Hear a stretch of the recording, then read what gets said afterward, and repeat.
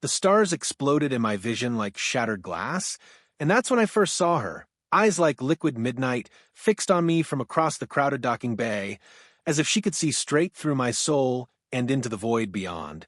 I froze, my hand midway to the scanner that would log my shift on the Orion outpost. The station hummed with the usual chaos, freighters unloading cargo from distant colonies, engineers barking orders over the whine of plasma torches and the faint, ever-present rumble of the artificial gravity generators. But in that moment, everything blurred except for her. She was alien, no doubt about it, slender frame draped in iridescent robes that shifted colors like oil on water, skin a pale lavender hue that glowed faintly under the harsh LED lights. Her hair, or what I assumed was hair, cascaded in tendrils that moved as if alive, defying the station's recycled air. And those eyes, they weren't just looking, they were pulling, demanding something I couldn't name. I shook it off, chalking it up to fatigue. I'd been pulling double shifts for weeks since the Alliance made first contact with the Zorathians 6 months ago. Peace treaties, tech exchanges, the whole interstellar diplomacy song and dance. Humans like me, low-level maintenance techs, we're just the grease keeping the machine running. But as I swiped my ID and headed to the lower decks, I felt it again, that prickling on the back of my neck. I glanced over my shoulder, and there she was, still watching, her expression unreadable. What the hell? I thought, heart-pounding. Was I in trouble? Had I fixed the wrong conduit or offended some protocol? But she didn't approach. She just lingered. That night in my cramped quarters, I couldn't shake the image. The outpost's view screen showed the endless black of space, dotted with the faint glow of Zorathian ships orbiting nearby. Their vessels were elegant things, all curves and bioluminescent hulls, nothing like our clunky human bricks. I'd heard rumors about their royalty, princesses with psychic abilities, kings who could bend reality. But me? Alex Harlan, 28-year-old nobody from a dying Earth colony? No reason for any of them to notice. Yet sleep evaded me, haunted by those eyes. Little did I know, that gaze was the first thread in a web that would ensnare us all. The next day dawned, artificially, the station's lights cycling to morning mode. I suited up for an EVA extravehicular activity to repair a sensor array on the outer hull. Floating in the void, tethered to the station, I focused on the task, welding a frayed panel while the stars wheeled silently around me. Earth was a distant memory now, polluted and overcrowded. But out here, the isolation hit differently. It was peaceful, almost meditative, until my comms crackled. "Harlan, you've got company," came the voice of my supervisor Lena from control. "Zorathian delegation requesting observation. Don't screw this up." I twisted in my harness, and there she was again, drifting toward me in a sleek environmental suit that hugged her form like a second skin. Her faceplate was transparent, those midnight eyes locking onto mine through the vacuum. She raised a hand in what I guess was a greeting, her movements graceful, almost dance-like. My heart slammed against my ribs. Why me? Why now? I nodded, awkwardly, fumbling with my tools. She floated closer, close enough that I could see the faint patterns swirling on her skin, like living tattoos. We worked in silence, or what passed for silence, in space. She didn't interfere, just observed, her gaze never wavering. When the job was done, she touched her comms panel, and a soft, melodic voice filtered into my helmet. "You handle the stars with care, human, as if they are fragile." I nearly dropped my welder. Her English was perfect, laced with an accent that hummed like distant thunder. Thanks. Just doing my job." "Lame Alex." Real smooth. She tilted her head, tendrils floating ethereally. "Jobs are illusions. Truths are eternal." Then she propelled away, leaving me adrift in more ways than one. What did that mean? Was it a riddle? A threat? Back inside, I cornered Lena in the mess hall. "Who was that?" Lena smirked, stirring her synthetic coffee. "Princess Lariah of Zorith, youngest daughter of the High Sovereign. Word is she's here, on a cultural exchange. But keep your distance, kid. Royals like her don't mingle with grunts." "Princess?" My mind reeled.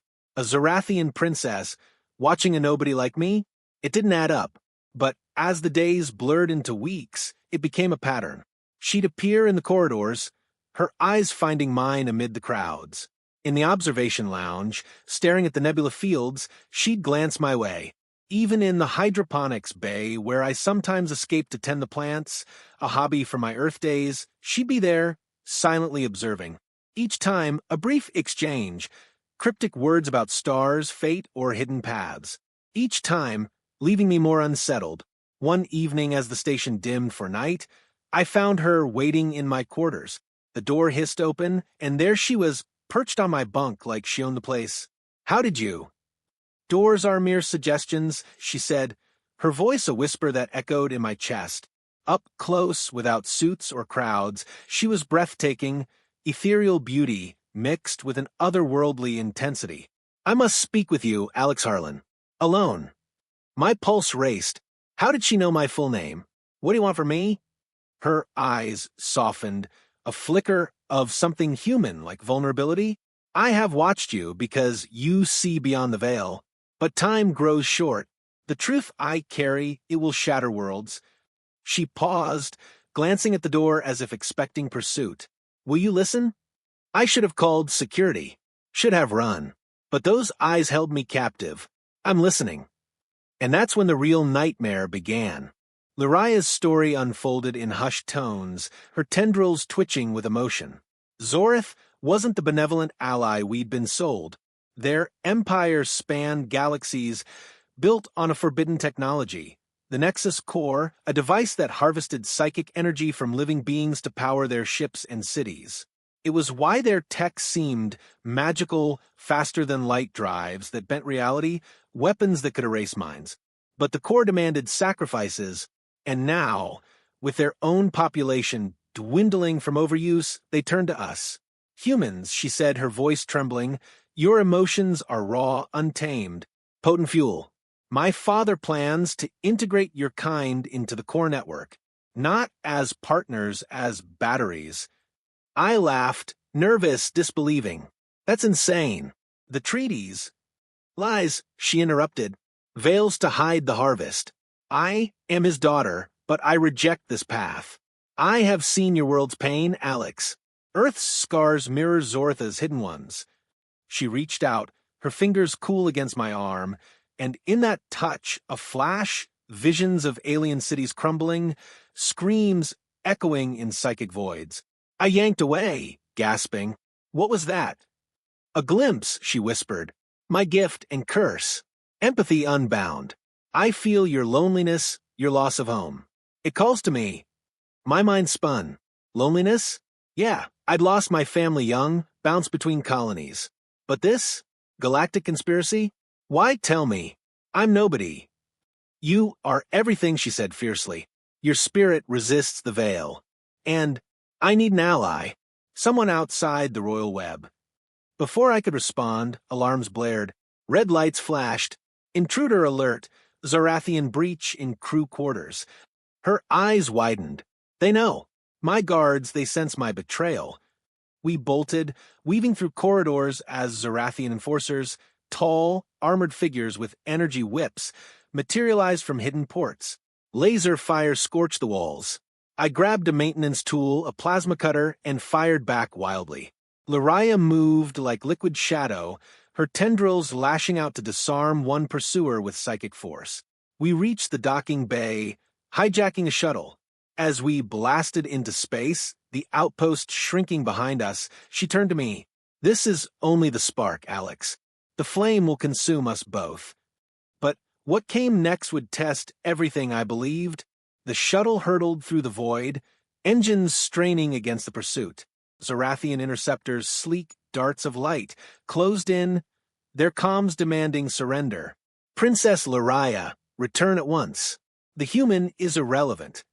"Irrelevant," I muttered, slamming the controls for evasive maneuvers. The stars streaked as we dodged energy blasts. Luraya sat beside me, her hands glowing with ethereal energy boosting the shields. "They underestimate you," she said, "as they do all humans. Your chaos is your strength." We jumped to hyperspace, a nauseating twist that left us in a temporary safe haven, a nebula cloud that jammed sensors. There, floating in the colorful gas swirls, she revealed more. Her truth wasn't just the core, it was personal. She was no ordinary princess. Born from a forbidden union between Zorathian royalty and a captured human explorer decades ago, my own species' DNA twisted into her being. I'm hybrid, she confessed, eyes downcast. Half your world, half mine. That's why I feel so deeply. Why I rebel. My father sees me as a bridge or a weapon. Hybrid? The implications hit like a meteor. So you're part human? She nodded, a tear, like liquid starlight, trailing down her cheek. It explains my gaze upon you. A kinship, but it dooms me. The purebloods hunt hybrids as abominations. My world tilted. All those stares weren't random, they were recognition. Family? No, something deeper. Attraction? Empathy? I didn't know. But in that nebula, as we repaired the shuttle, a bond formed. We shared stories, my Earth's toxic skies, her Zoratha's gilded cages. Laughter mixed with sorrow. For the first time since leaving home, I felt seen. But peace was fleeting. The interceptors found us, forcing another jump. We emerged near Epsilon Eridani, a human colony world I'd once called home. Landing in the dusty outskirts, we sought refuge in the underground resistance. Whispers of groups opposing the Alliance's peace with Zorath. There, in a dimly lit bunker, we met Jax, a grizzled ex-soldier with scars from the contact wars. A princess and a tech? This better not be a trap. Lariah demonstrated her powers, projecting illusions that fooled his scanners. I bring truth, she said, and a way to fight. Jax listened, his eyes narrowing as she detailed the core's vulnerabilities. A central hub on Zorath Prime, guarded but not invincible. If we destroy it, their empire crumbles. But it requires a hybrid's touch, my blood to unlock the failsafes. The plan ignited. Infiltrate Zorath, strike the heart. But doubts crept in. Jax warned of betrayal. Aliens don't change, kid. She's using you. Was she? Her touches lingered. Her eyes softened when we were alone. In stolen moments, amid the bunker's hum, we'd talk of dreams, a universe without harvest, where hybrids like her could thrive. I felt it. A pull beyond logic, human emotion clashing with alien destiny. Yet tension built. Spies infiltrated the resistance. One night, an attack. Zorathian assassins teleporting in, blades humming with energy. Chaos erupted. Gunfire, psychic blasts. I shielded Lariah, taking a hit that seared my side. She healed me with her touch, energy flowing like fire. We can't trust anyone, she gasped as we fled again. But the biggest shock was yet to come. Escaping Epsilon, we commandeered a freighter bound for the neutral zones, lawless space where smugglers and outcasts thrived. En route, Lariah's health faltered. Her skin paled, tendrils wilting. The core calls to me, she admitted. As hybrid, I'm linked. Resisting drains me. I nursed her in the cargo hold, applying human meds mixed with her instructions. Intimacy grew. Her head on my shoulder, sharing whispers of forbidden love across stars. In Zorath, emotion is weakness. But with you, it's power. Arriving at Nebula Station, a floating bazaar of alien races, we sought allies. There, amid bustling markets of glowing artifacts and holographic vendors, we met Ilera, a rogue AI unbound from human code. Flesh and circuits unite, she hummed, her form a shimmering hologram. I sense your quest. The core's fall would free many. Ilera provided intel, schematics of Zorath Prime, smuggled via quantum hacks. But she demanded payment, a sample of Lariah's hybrid DNA. For science, she claimed. Hesitation gripped me. No deals with machines, I said. Lariah agreed anyway. Trust is risk. As the transfer happened, betrayal struck. Ilera's hologram flickered, revealing a Zorathian overlord's control. Foolish child, boomed a voice, her father's. You lead us right to you. Ambush. Enforcers swarmed the station, lasers cutting through crowds. Panic reigned. Aliens fleeing, stalls exploding. Lariah and I fought back to back. She with psychic waves, me with improvised grenades for market wares. We escaped by a hair, stealing a speeder into the nebula's depths. Wounded, adrift, Lariah collapsed. Father knows my every move. The link, it's too strong. In desperation, I proposed severing it. Using Alara's stolen schematics, we jury-rigged a device, a neural damper from freighter parts. As I activated it, pain racked her. Screams echoed. Visions flooded me through our touch, her childhood in palaces, experiments on hybrids. The day she learned of her human heritage, she emerged changed, link broken but powers dimmed. I feel free, but vulnerable. Our bond deepened. In the quiet drift, confessions flowed. I looked at you, because you reminded me of hope, she said. A human unbowed. I kissed her then, tentative electric, alien and human, defying galaxies. But freedom came with cost. The damper alerted the Empire. A fleet mobilized. We had to press on to Zorith Prime. The approach to Zorith was suicide. Their world loomed. A jewel of swirling clouds, ringed by defense satellites. We cloaked our freighter with black market tech, slipping through patrols like ghosts, landing in forbidden wilds, lush forests glowing with biolum, creatures that sang psychic melodies. We trekked to the core's temple. Lariah's home soil invigorated her, but memories haunted. Here I was born. Here I may die. Infiltrating the palace, disguises as servants, we navigated marble halls etched with ancient runes. Guards patrolled, their minds shielded. Close calls. Hiding in alcoves as royalty passed, overhearing plots to harvest Earth fully. At the court chamber, a vast dome pulsing with stolen energy, we faced her father. The high sovereign towering, eyes like black holes. Daughter, traitor, and her pet. Battle erupted. Psychic storms raged, furniture shattering. I wielded a stolen energy blade, clashing with enforcers. Lariah confronted him. Your harvest ends now. He laughed. You are the harvest's perfection. Join me or perish. The twist, he revealed my role. The human, chosen because his DNA matches your mother's line. He's kin distant, but blood?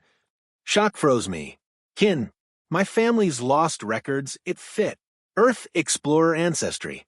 Lariah faltered. No. In that moment, betrayal's seed bloomed. The sovereign attacked, psychic tendrils ensnaring her. I charged, blade sinking into his guard. Chaos. Lariah broke free, her powers surging. She touched the core, blood unlocking it. Overload initiated, energy feedback ripping through the Empire's network. We fled as the temple crumbled, ships failing galaxy-wide. But the Sovereign's final strike hit Lariah, a mortal wound. In the wilds, as explosions lit the sky, she lay in my arms. Truth revealed, worlds free. Tears blurred my vision. Don't leave. She smiled faintly. Kinship eternal. Look to the stars. I'll be there. Her light faded, tendrils stilling. Grief consumed me. But her sacrifice sparked revolution. Zorith fractured, humans rose. I returned to the outpost, a changed man, leading the new alliance. Years later, staring at the stars, I felt her gaze again, not haunting but comforting. The universe had shifted because of one princess's truth, and in that endless night, hope endured.